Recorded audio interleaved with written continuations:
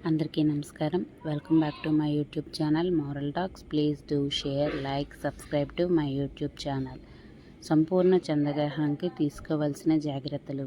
ఈ ఏడాది సెప్టెంబర్ 7వ తేదీ సంపూర్ణ చంద్రగ్రహణం సంభవిస్తుంది. గ్రహణం అనేది కేవలం ఖగోళ సంఘటన మాత్రమే కాదు.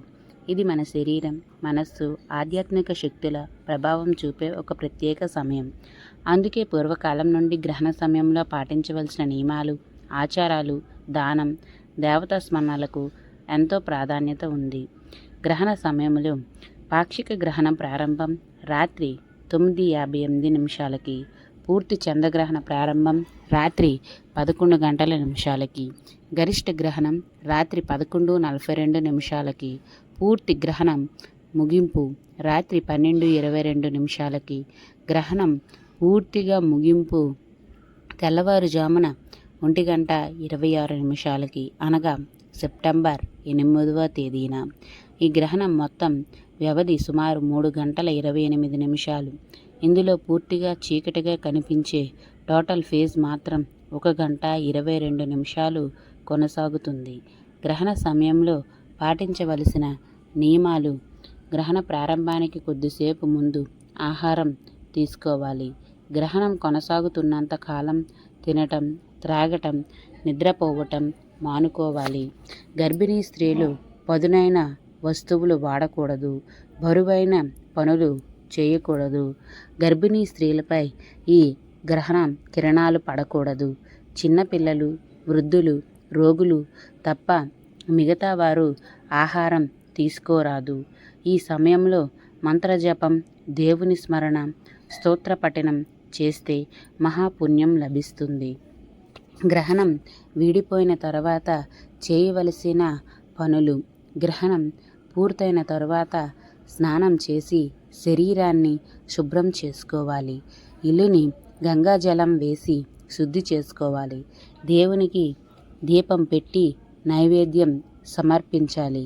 భక్తితో ప్రార్థనలు చేయాలి. పితృదేవతల కోసం తర్పణం చేస్తే మరింత పుణ్యం కలుగుతుంది.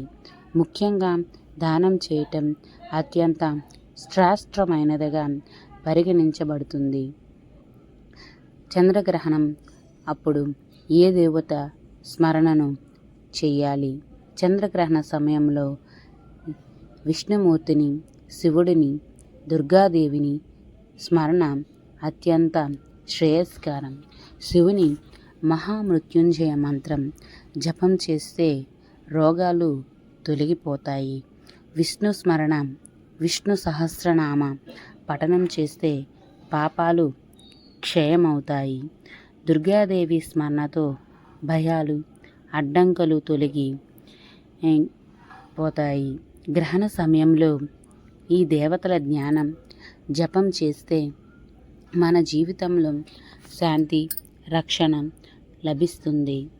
గ్రహణ సమయంలో రాసుల వారీగా దానం, వాటి ఫలితాలు: మేషరాశి అధిపతి కుజుడు. దానం: ఎరుపు వస్త్రాలు, పప్పులు, బెల్లం. అనుగ్రహం: ధైర్యం, శక్తి పెరుగుతాయి. ఆర్థిక స్థిరత్వం వస్తుంది. వృషభ రాశి అధిపతి శుక్రుడు. దానం: పాలు, వెన్న, అన్నదానం చేయటం వలన ఐశ్వర్యం, సక సమృద్ధి, కుటుంబంలో శాంతి కలుగుతాయి. మిథున రాశి అధిపతి బుధుడు. దానం: పుస్తకాలు, కలం, విద్యా సామాగ్రి దానం చేయటం వలన బుద్ధి, జ్ఞానం, వాక్పాటు తత్వం, వ్యాపార విజయాలు కలుగుతాయి. కర్కాటక రాశి అధిపతి చంద్రుడు. దానం: బియ్యం, వెండి వస్తువులను దానం చేయటం వలన మనశ్శాంతి, కుటుంబ ఐక్యత, సంతోషం అనుగ్రహిస్తుంది. సింహరాశి అధిపతి సూర్యుడు. దానం: గోధుమలు, ఎరుపు పువ్వులు. ఆరోగ్యం, కీర్తి, ప్రతిష్ట, నాయకత్వం అనుగ్రహిస్తుంది. కన్యా రాశి అధిపతి బుధుడు. దానం పసుపు, నువ్వుల నూనె. వీటిని దానం చేయటం వలన ఆరోగ్యం కాపాడుతుంది, అడ్డంకులు తొలగిపోతాయి. తులారాశి అధిపతి శుక్రుడు. శుక్రుడికి దానం దుస్తులు, అలంకార వస్తువులు దానం చేయటం వలన సౌఖ్యం, వైభవం, ఆనందం కలుగుతాయి. వృశ్చిక రాశికి అధిపతి కుజుడు. దానం ఎరుపు పండ్లు లేదా దానిమ్మ పళ్ళు లేదా బెల్లం దానం చేయటం వలన ధైర్యం, ఆర్థిక లాభం, శత్రువులపై విజయం అనుగ్రహిస్తుంది. ధనస్సు రాశి అధిపతి గురుడు. దానం పసుపు వస్త్రాలు, పసుపు కుంకాలు దానం చేయటం వలన భాగ్యం, విద్యలో విజయం, సంతాన శ్రేయస్సు కలుగుతుంది.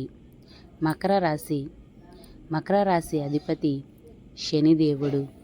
దానం నల్ల దుస్తులు, నువ్వులు నూనె దానం చేయటం వలన అడ్డంకులు తొలగిపోతాయి. కష్టాల్లో శాంతి, శ్రేయస్సు, అనుగ్రహం పొందుతాము. కుంభరాశికి అధిపతి శని. దానం పేదవారికి గిన్నెలు, కప్పులు, నీరు దానం చేయటం వలన ఆయురారోగ్యం, సేవాభావం, కర్మఫలం తగ్గింపు అనుగ్రహిస్తుంది. మీనరాశి అధిపతి గురుడు. దానం పాలు, పెరుగు, వెన్న వీటిని దానం చేయడం వల్ల జ్ఞానం పెరుగుతుంది, కుటుంబ ధార్మికతతో నిండుతుంది, సంతాన శ్రేయస్సు కలుగుతుంది. చంద్రగ్రహణం అనేది మన పాపాలను తగ్గించుకోవటానికి, మనస్సును ప్రశాంతం చేసుకోవటానికి, దేవుడి స్మరణతో జీవితం శుభమయం చేసుకోవటానికి ఇచ్చిన ఓ ప్రత్యేక అవకాశం. ఈ సమయంలో నియమాలు పాటించి దేవతా స్మరణ చేసి రాశుల వారీగా దానం చేస్తే అధిపతి గ్రహణం ప్రసన్నమై మన జీవితంలో శాంతి, సంపద, ఆరోగ్యం